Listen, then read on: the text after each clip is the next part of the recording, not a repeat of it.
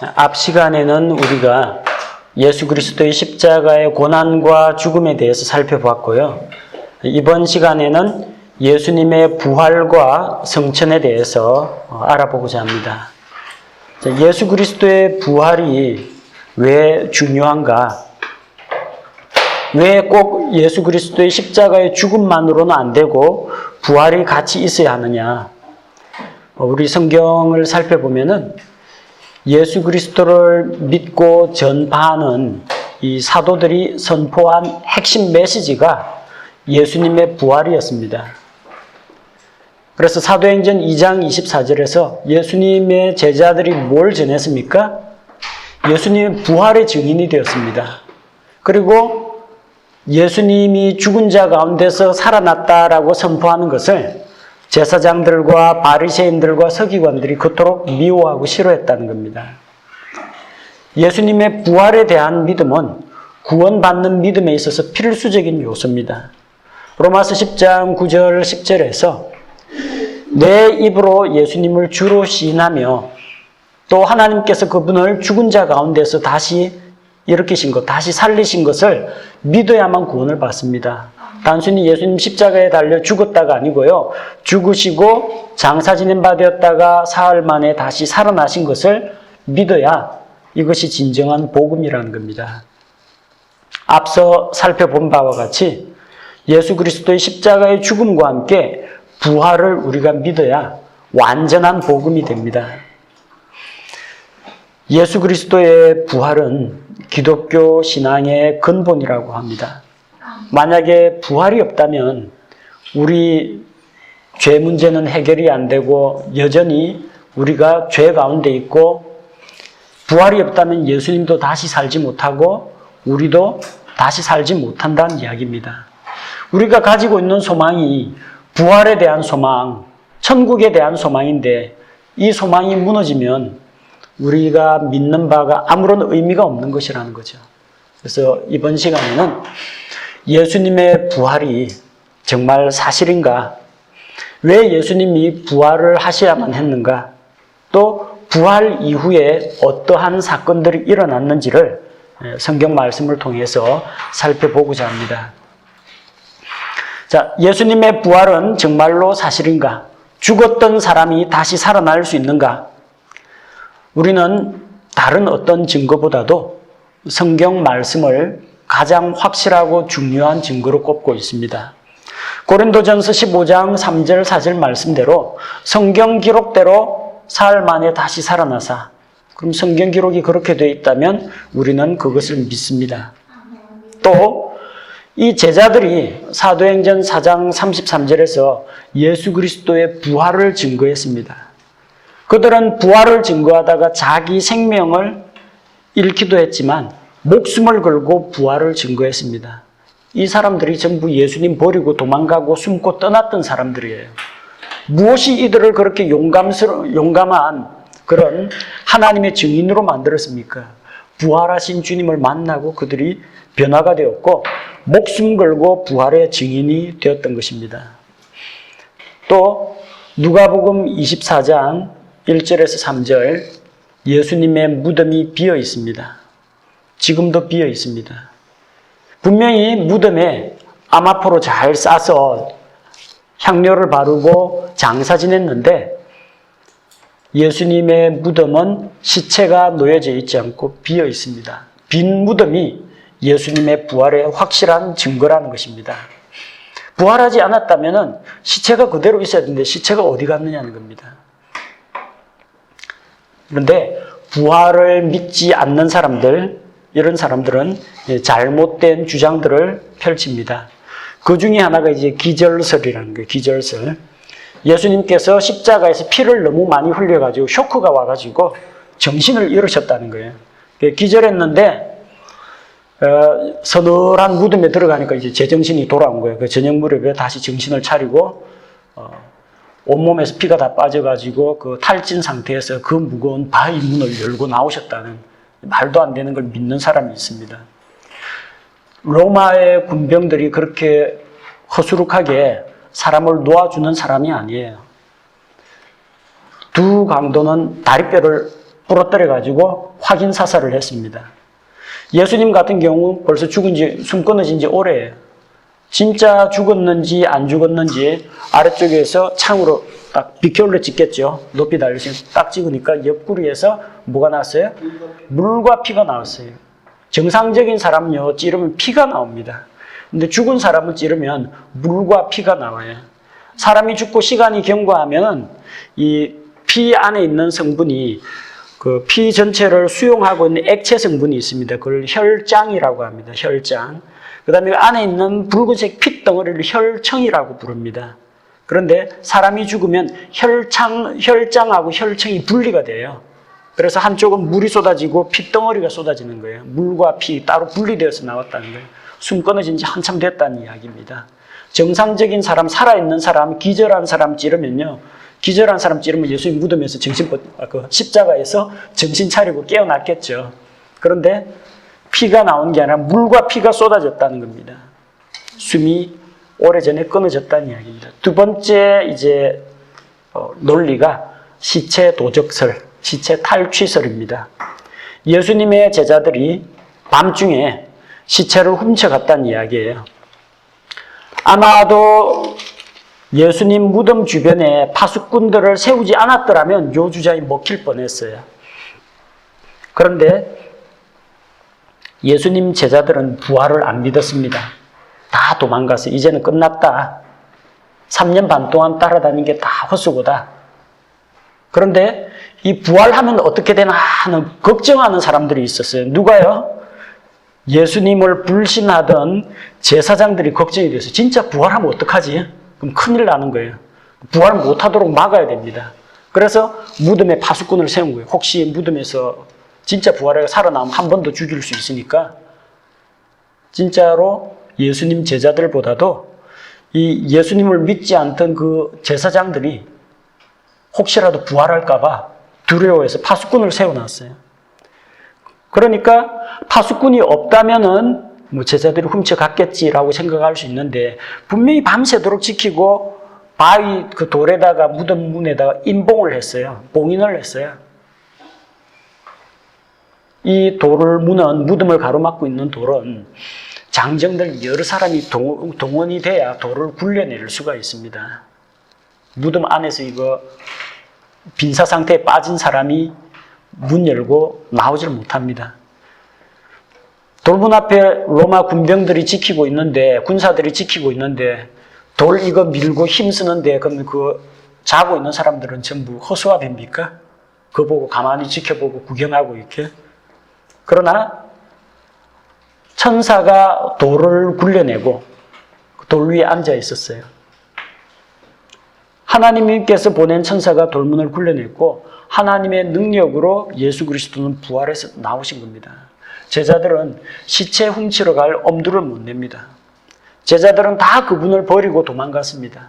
그리고 혹시 예수님 때문에 자기들까지 잡혀갈까 봐 유대인들을 두려워해서 집안에 모여가지고 다 문을 걸어 잠갔습니다.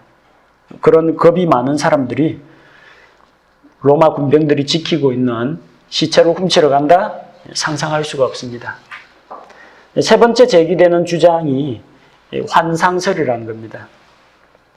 제자들이 너무나 예수님 부활을 간절히 고대하고 사모하다 보니까 이제는 헛것이 보이기 시작한다는 거예요. 마음속에 간절히 바라고 있으면 헛것이 보이는 그런 환상을 보는 경우도 있습니다. 그런데 제자들은 부활을 간절히 소망했던 게 아니라 부활을 믿지 않았습니다. 예수님이 와서 보여주는데도 믿지 않았어요. 만져봐야 알겠다 그러고. 하도 안 믿으니까 그러면은 그 빵하고 물고기 좀 가져와라 해가지고 먹는 것도 직접 보여주셨습니다. 영이라면 살과 뼈가 없지만 나는 살아있기 때문에 살과 뼈가 있다고 이야기하셨어요. 제자들은 부활을 믿지 않았습니다. 간절히 부활을 소망했던 사람들이 아닙니다. 또 환상이라면은 개인이 처한 특별한 심리 상태나 특별한 환경 가운데에서 환상이 보입니다. 근데 제가 다른 상황에서 봤어요. 무덤에 찾아갔을 때 나타났고 엠마오 마을로 가는 제자들에게 나타났고 또 부활 승천하시는 그 자리에 사람들에게 보여주셨어요. 500여 형제에게 일시에 보였어요. 500명이 집단적으로 동일한 환상을 본다? 이런 건 있을 수가 없습니다. 환상이라는 것은 개인의 주관적인 체험이 반영되어 나타나기 때문에 500명이 쌍둥이라고 할지라도 절대로 동일한 환상을 보질 못합니다. 근데 500여 형제에게 일시에 나타났다는 것, 이것은 뭘 말합니까? 환상이 아니라는 겁니다. 어떤 사람들은 이게 신화라고 이야기합니다. 신약교회가 예수님을 추모해서 예수님의 생애를 보다 더 좀 아름답게 미화시키고 예수님을 신격화시키기 위해서 꾸며낸 이야기라는 겁니다. 그런데 만약 이게 꾸며낸 이야기라면 꾸며낸 이야기 때문에 로마의 박해를 받아가면서 짐승 우리에 던져지고 검투사에게 칼 맞아 죽고 불에 태워 죽인다는데도 나는 끝까지 죽기까지 거짓말을 고수하겠다. 이런 사람은 없습니다. 이게 만약 거짓말이고 지어낸 이야기면 지어낸 이야기에 왜 목숨을 겁니까? 차라리 솔직하게 바른 말하고 나 그거 가짜인데 안 믿겠다 포기하겠죠. 그런데 이 사람들은 예수님의 부활을 증거하다가 목숨까지 잃었습니다. 자, 꾸며낸 이야기에 목숨 걸 사람은 없다는 겁니다. 부활하신 다음에 예수님께서는 부활한 모습을 공개적으로 보여주셨어요. 10차례에 걸쳐서 나타나셨습니다. 제일 먼저 요한복음 20장 11절에서 18절 보면은 마리아가 무덤에서 예수님을 만나죠. 베드로와 요한이 들어갔을 때 본 것은 빈 무덤을 보았어요. 예수의 모습은 보이지 않았어요. 근데 마리아가 남아있다 보니까 누가 나타났어요. 처음에 부활한 예수님을 언뜻 알아보질 못하고 그 사람 생김새를 보니까 가르드너, 동산지기인 줄 알았어요. 첫 번째 사람 아담의 직업이 뭡니까? 동산지기입니다. 마지막 아담 예수 그리스도가 부활했을 때 마리아가 처음 봤을 때 동산지기로 알았어요. 마리아가 제일 먼저 봤습니다. 그 다음에 마태복음 28장 6절에서 10절 보니까 여자들이 무덤에서 돌아오다가 예수님을 만납니다. 예수님의 발을 붙잡고 경배합니다. 누가복음 24장에서는 시몬 베드로에게 나타나셨고요. 또한 엠마오 마을로 가는 두 제자들에게 나타났습니다.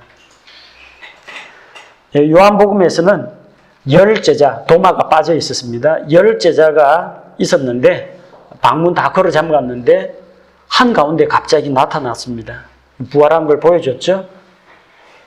제자들이 도마에게 우리가 부활하신 주님을 만났다 하니까 도마가 믿지 않습니다. 내가 직접 그 손에 못자국을 만져보고 옆구리에 내 손을 넣어보기 전에는 믿을 수가 없다. 도마 때문에 예수님이 한 번 더 나타나 주셨습니다. 이번엔 11제자가 모인 자리에서 나타나셔서 뭐라고 했어요? 너는 나를 본고로 믿느냐? 보지 않고도 믿는 자들에게 복이 있다고 했습니다.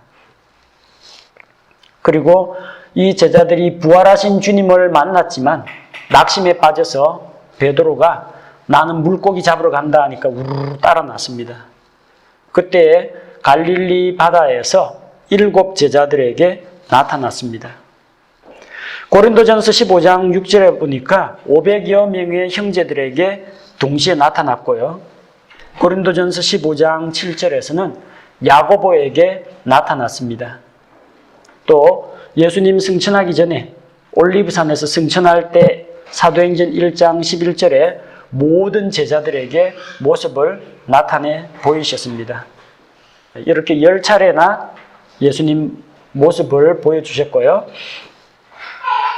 부활하신 이후에 약 40일간 이 땅에 계시면서 자기를 드러내셨습니다.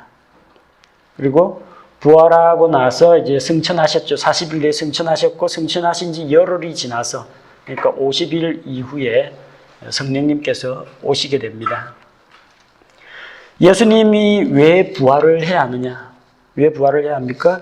우리 죄 문제를 해결하기 위해서 그렇습니다. 예수님은 하나님 앞에서 우리를 위한 화해 헌물입니다. 희생 헌물이에요. 또한 동시에 하나님 앞에서 우리의 제사장이 되십니다. 예수님이 희생 헌물인데 십자가에서 죽었다. 희생 헌물 죽었죠. 피를 뿌렸죠. 그런데 이 피를 하나님 계신 지성소에 가지고 들어가야 하는데 어느 제사장이 갈 수 있느냐는 겁니다. 대제사장 가야바 못 갑니다. 하늘나라 갖고 올라갈 수가 없어요. 대제사장이신 예수 그리스도가 자기 피를 직접 가지고 하늘에 올라가야 돼요. 그러니까 희생원물로 죽어가지고 피 흘리고 죽어 있으면 안 되고 자기 피를 가지고 하늘에 있는 지성소로 들어가려면 부활하셔야만 그렇게 할 수가 있다는 겁니다.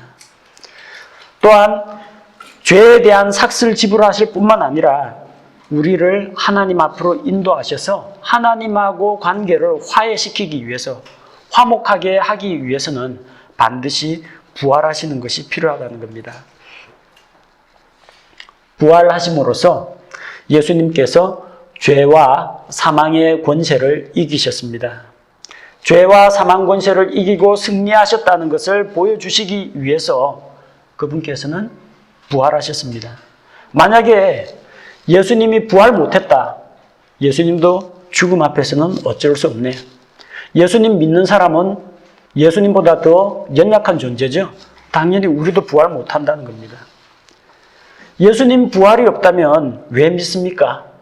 그냥 이 세상 모아놓은 거 죽기 전에 마음껏 쓰고 놀 거 놀고 즐길 거 즐기고 그러다가 죽으면 다 끝나버리는데 부활이 없다면 우리가 거룩한 삶을 살아갈 이유도 우리 행동을 조심하고 절제할 이유도 하나님을 닮아가려고 열심히 신앙생활을 할 필요도 없어지는 겁니다. 부활이 없다면 우리의 믿음과 소망 자체가 헛것입니다. 그래서 이 세상에 있는 사람 가운데 부활이 없다면 제일 멍청하고 제일 손해보는 사람이 그리스도인입니다.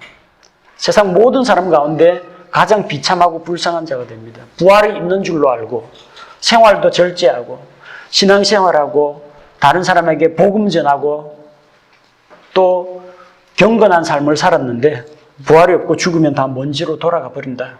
그만큼 허탈한 일이 어디 있습니까? 또 예수님께서 부활하심으로써 그분이 부활의 첫 열매가 되셨습니다. 부활의 첫 열매가 되었다는데 첫 열매라는 것은 곡식이 이제 익어가기 시작할 무렵에 제일 먼저 익은 그 곡식 첫 단을 베어가지고 하나님께 바칩니다. 이걸 첫 열매라고 부릅니다. 이 첫 열매가 있다는 건 뭐예요? 그 다음 추수할 게 남아있다는 이야기입니다. 예수 그리스도 한 사람의 부활로 끝나지 않고 그분을 믿는 신약 성도들의 부활이 남아있다는 것을 우리에게 보여주는 겁니다. 곧 우리로 하여금 부활에 대한 그런 소망을 붙잡도록 하기 위해서 예수님이 부활을 먼저 보여주신 것입니다. 자, 부활하신 이후 40일간 땅에 계시다가 그분이 승천을 하셨습니다. 예수님께서 승천하신 이후에 어떤 일이 일어납니까? 예수님께서 하늘 지성소에 부활하신 다음에 이제 하늘 지성소에 들어가서 자기 피를 하나님께 바칩니다. 구약에 속죄일이 있는데 속죄일에는 대제사장이 1년에 단 한 번 성소에서 휘장문을 열어젖히고 지성소 안까지 들어갈 수 있습니다. 이때 대제사장은 먼저 자기를 위해서 속죄를 하고 그 다음에 이스라엘 민족의 죄를 위해서 속죄하기 위해서 짐승을 잡아서 희생의 피를 가지고 들어갑니다. 그래서 한 손에는 이 피를 들고 또 한 손에는 이 향을 피워가지고 혹시라도 하나님의 영광을 자기 눈으로 직접 보게 될까 봐 향 연기를 피워가지고 속죄소 앞을 긍휼의 자리 앞을 가리게 합니다. 그래서 그 앞에 가서 대접에 담아놓은 희생 헌물의 그 피를 언약궤 위 긍휼의 자리 그룹들 사이에 하나님께서 임재하시는 곳에 뿌립니다. 그리고 이렇게 7번 뿌려가지고 속죄를 이룬 다음에 나옵니다. 그 대제사장이 안에 들어가가지고 희생 헌물을 드리는데 무사히 나와야 됩니다. 아무 일 없이 나와야 제사가 성공이고 하나님께서 그 희생 헌물을 받아주신 게 됩니다. 근데 만약에 제사장이 그 안에서 자기가 만약에 죄 있는 몸으로 들어갔다라든지 뭔가 실수를 했다 해가지고 지성소 안에서 즉사당하면요. 어떤 일이 일어나요? 아무도 지성소 안에 못 들어갑니다. 들어갈 수가 없어요. 다음 속죄일 기다려가지고 그때나 들어갈 수 있을까? 성막 해체하고 옮길 때 그때나 시체 발견할 수 있을까? 아무도 손댈 수가 없어요. 희생 피를 드리고 무사히 빠져나와야만 제사가 끝나는 거예요. 희생 헌물을 잡는 그 순간에 속죄가 완성되는 게 아니고, 그러니까 예수님의 십자가에서 피 흘려 죽으심으로 구원 사역이 완성되는 게 아니고요. 피를 무사히 지성소에서 바치고 대제사장이 정상적으로 나와야만 제사가 끝나는 거예요. 중간에 뭔가 문제가 발생했다. 그럼 대재앙입니다. 뭔 일이 일어날지 몰라요. 실제 그런 일이 있었습니다. 누가복음 1장에 보니까 침례자 요한의 아버지 사가랴하고 엘리사벳이 있는데 사가랴가 마침 성소 직무 담당할 순번이 되었어요. 들어갔는데 안에서 천사가 나타나서 침례자 요한이 태어날 것과 그 지침들을 일러주는데 그걸 즉시로 믿질 않았어요. 어떤 벌을 받았어요? 아이가 태어날 때까지 너 벙어리가 되어 말을 못한다는 거예요. 제사장이 분명히 성소 안에 들어가가지고 나왔는데 말을 못한 벙어리가 되어 나온 거예요. 유대에 있던 사람들이 크게 두려워했다는 거예요. 왜? 제사 잘못됐다. 제사장이 뭔가 실수했다. 정상적으로 빠져나와야 되는데 이번 제사는 하나님이 안 받으신 것 같다. 그래가지고 모든 사람들이 제사장이 벙어리가 되어 나오니까 크게 두려워한 거예요. 하나님 제사 안 받으셨다는 거예요. 나중에 침례자 요한 태어나가지고 그 아이의 이름은 요한이다 적으니까 그제서야 혀가 풀려가지고 말을 하게 됐어요. 백성들이 안도의 한숨을 내쉬는 겁니다. 그 제사장 다시 입 열기까지는 이스라엘 사람들 전부 다 초긴장, 살 얼음판 걷는 그런 상황이에요. 그만큼 이 희생물 목 따가지고 피 뿌리는 그게 아니라 그 피를 하나님 앞에 바치고 무사히 나와야만 성공이라는 겁니다.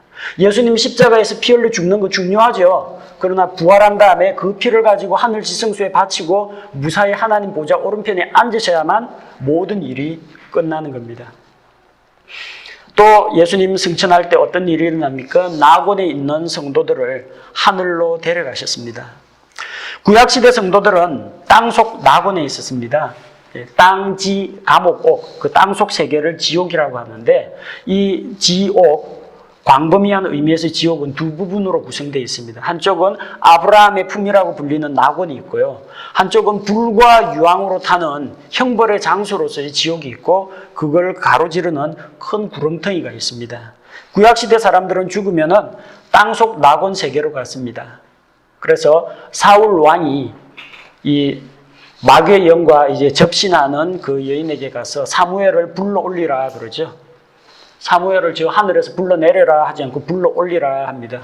보니까 땅에서 뭔가 이제 올라옵니다. 사무엘이 하늘에서 강림한 게 아니고요. 땅속에서 올라옵니다. 땅속 낙원에 가 있었다는 거죠.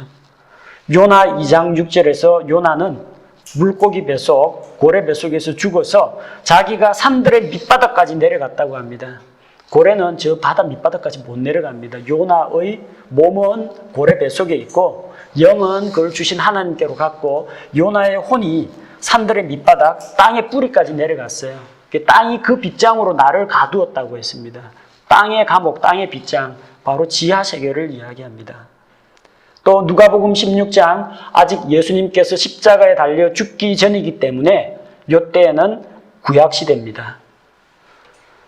한 부자가 있고 거지 나사로가 있는데 둘 다 죽었어요. 나사로는 아브라함의 품에 가 있고 부자는 지옥에 있는데 땅속 지옥에서 땅속 낙원에 있는 나사로가 보입니다. 아브라함의 품에 있는 게 보입니다. 서로 건너다 볼 수 있는 같은 땅속에 있었다는 이야기예요. 구약시대 사람들은 희생 헌물 드리면 죄 용서 받을까요? 못 받을까요? 죄 용서는 받습니다.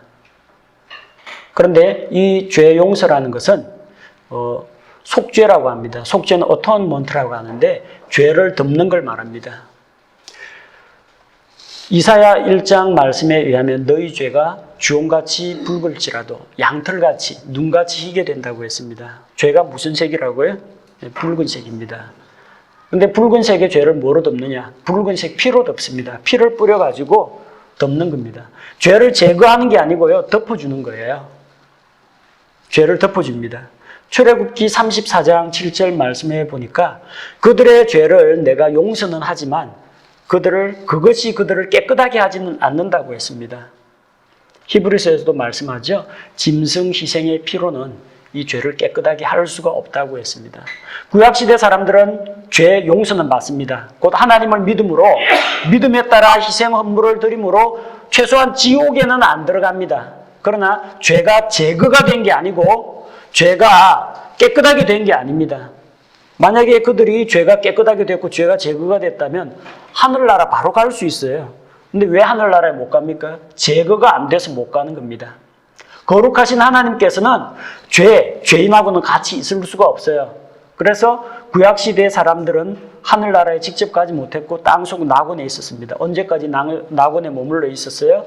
예수님께서 죄를 제거하실 때 보라 세상 죄를 지고 가는 아닙니다. 세상 죄를 제거하시는 하나님의 어린 양이다. 요한복음 1장 29절.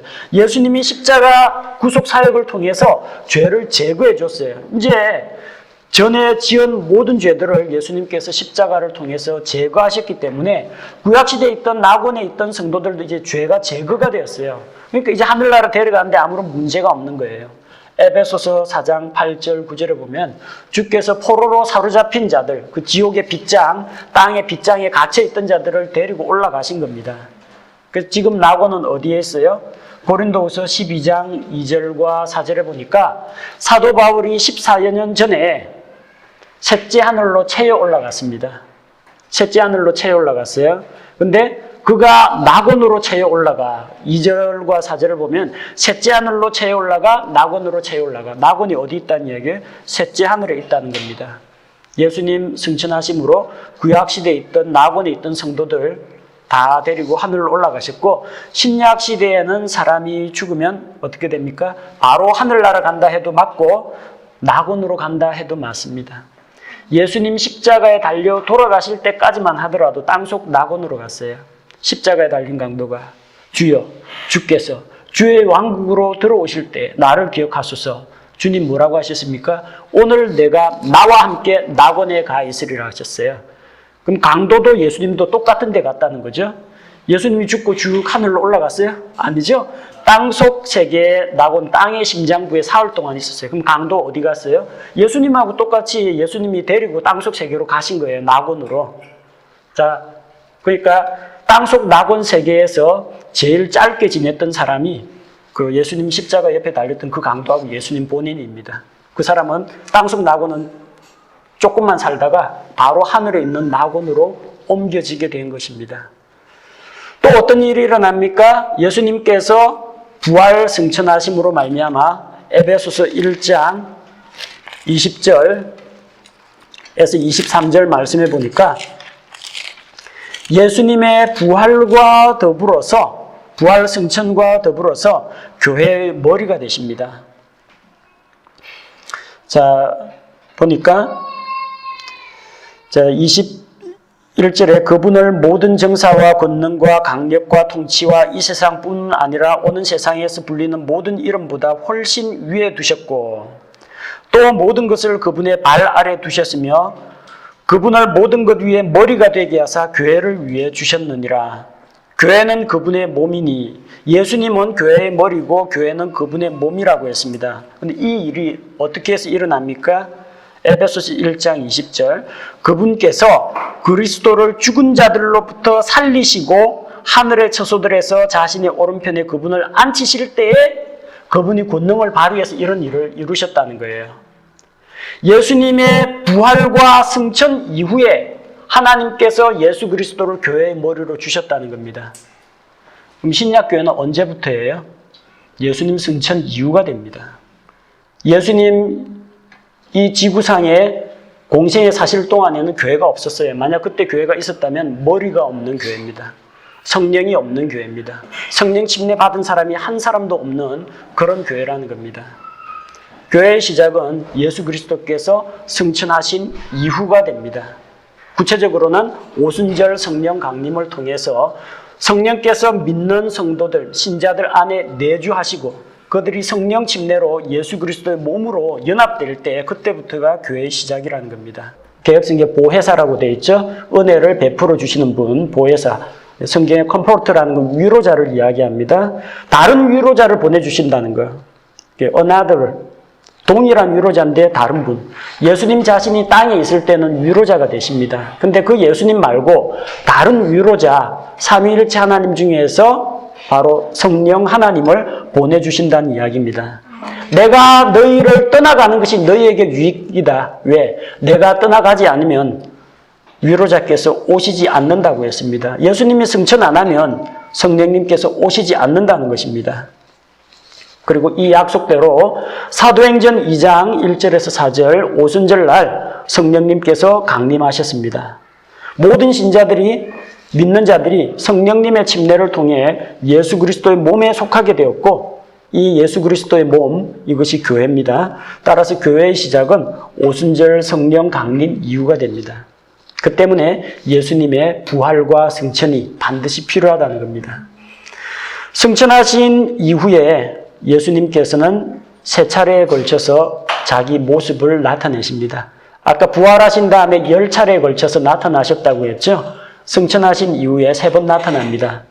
한 번은 사도행전 7장에서 하나님의 복음을 거역하는 유대인들을 향해서 스데반이 이 복음의 메시지를 선포합니다. 그때 사람들에게 회개하라고 메시지를 전했는데 유대인들이 다 분이 가득해서 돌로 스데반을 쳐 죽입니다. 그리고 스데반을 돌로 쳐 죽이는 것을 주모했던 사람이 바로 사울이라고 하는 청년이죠. 사도 바울입니다. 그 당시엔 사도가 아니었고요. 스데반이 돌에 맞아 죽으면서 하늘이 열리고 하나님의 아들 예수 그리스도께서 일어서 가지고 보좌에 앉아 계시다가 하나님 우편에 서 계신 것을 봅니다. 그래서 오 주여 이 죄를 저들에게 돌리지 마옵소서 하면서 죽습니다. 스데반 순교할 때 승천에 계신 예수님께서 모습을 나타내 보이셨습니다. 사도행전 9장에서 사도 바울이 변화받기 이전에 사울이라는 그런 청년으로서 유대교에 대한 그런 열심이 있어서 예수님 믿는 자들을 다 핍박하고 교회를 핍박하고 성도들을 잡아가두기 위해서 대제사장으로부터 권세를 받아서 공문을 받아서 다마스쿠스로 가는 길에 갑자기 하늘에서 강렬한 빛과 함께 예수 그리스도께서 자기를 나타내 보여주셨습니다. 사울아 사울아 내가 어찌하여 나를 핍박하느냐. 그러면서 주님께서 그에게 부활하신 그 모습 그대로 승천하신 하늘의 영광을 보여주셨습니다. 요한계시록 1장에서 반모섬에 유배되어 있던 사도 요한에게 예수 그리스도께서 나타나셔서 계시를 주셨습니다.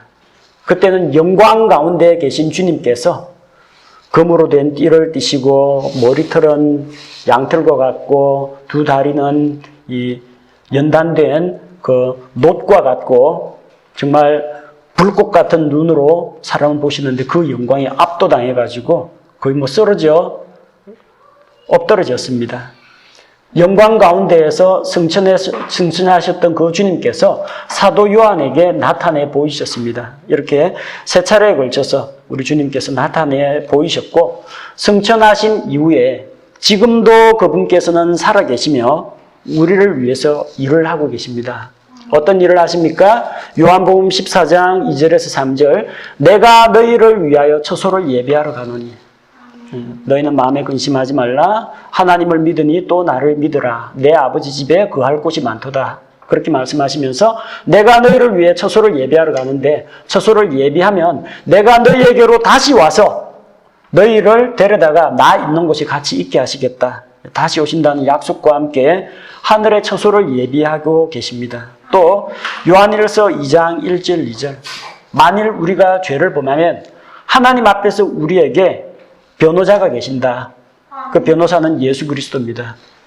아버지 하나님, 저 사람이 죄를 지었지만 저 사람 죄값은 제가 십자가에서 다 치렀습니다. 저 사람이 이미 다 용서받았는데 내 이 대신 고난당한 저 제 이 피를 받으셨으니 그 죄를 용서해달라고 하나님 앞에서 변호하시는 그런 일을 하십니다. 우리 앞에 변호자가 되시고 또 중재자가 되십니다. 하나님 쪽 중재자, 사람 쪽 중재자 두 가지 역을 예수님께서 하십니다. 완전한 하나님, 완전한 사람이시기 때문에 하나님도 한 하나님이 계시고 하나님과 사람 사이에도 한 중재자가 계신데 곧 사람이신 예수 그리스도께서 우리의 중재자가 되십니다. 그리고 그분께서 항상 살아계셔서 우리를 위해서 중보하고 계시다는 겁니다. 그래서 이 승천하신 예수님은 이런 사역을 감당하고 계시고 장차 다시 오십니다. 다시 오셔서 그분의 성도들을 다 데리고 가실 것이고 또 이 세상에 7년 환란이 끝나고 나면 다시 그 거룩한 성도들과 함께 지상으로 강림하셔서 그분께서 성경을 통해서 약속하셨던 그 하늘의 왕국, 천년 왕국을 이 땅에서 세우실 것입니다. 네, 그때까지는 우리 교회가 휴거될 때까지는 계속해서 신약교회가 지속될 것이고 그분 오시기까지는 우리가 이 예수 그리스도의 복음에 대해서 사람들에게 전하고 한 사람이라도 더 지옥에 가지 않도록 건져내고 구조하는 작업이 우리에게 맡겨졌다는 것입니다. 그래서 예수 그리스도에 대한 교리는 여기까지 예수 그리스도의 고난, 죽음, 부활, 승천까지로 마치고요. 다음 시간부터는 성령님에 대한 교리를 다루도록